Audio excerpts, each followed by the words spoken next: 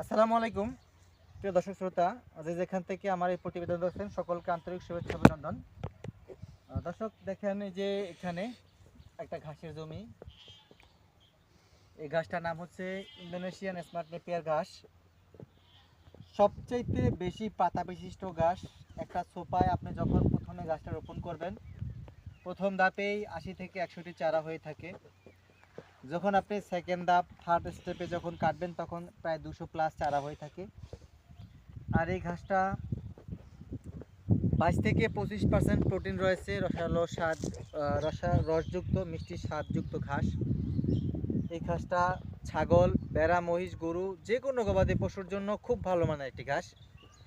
আর এটা প্রতি মাস অন্তর অন্তর কাটা যায়। শুধু আপনি যেই ঘাসটা প্রথম যখন লাগাবেন, রোপণ করবেন, সেই ক্ষেত্রে আপনার 45 থেকে 50 দিন সময় লাগে প্রথম পর্যায়ে ঘাসটা হতে।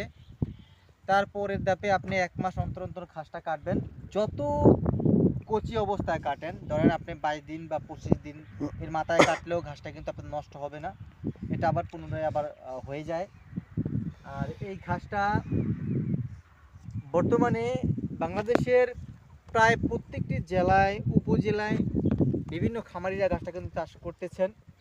আমরা প্রতিবেদন তৈরি করি আপনাদের উদ্দেশ্যে। যারা ঘাসের প্রতিবেদন দেখেন তারাই কিন্তু ঘাসটা সংগ্রহ করার জন্য কল দেন।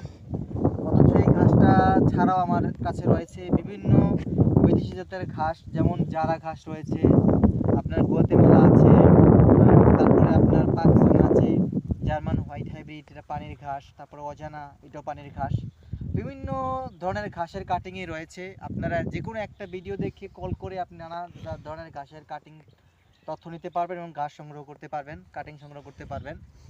দর্শক, যারা এখনও এইরকম হাইব্রিড জাতের ঘাস রোপণ করেননি তাদের উদ্দেশ্যে বলতে চাই, আপনার খামারে কাঁচা ঘাসের যোগান শতভাগ নিশ্চিত করতে আপনি অবশ্যই এরকম কাঁচা ঘাস চাষ করবেন, যাতে আপনি খুব সহজেই আপনি গবাদি পশু পালন করতে পারেন। আর আমরা খুব সীমিত দামে অল্প খরচ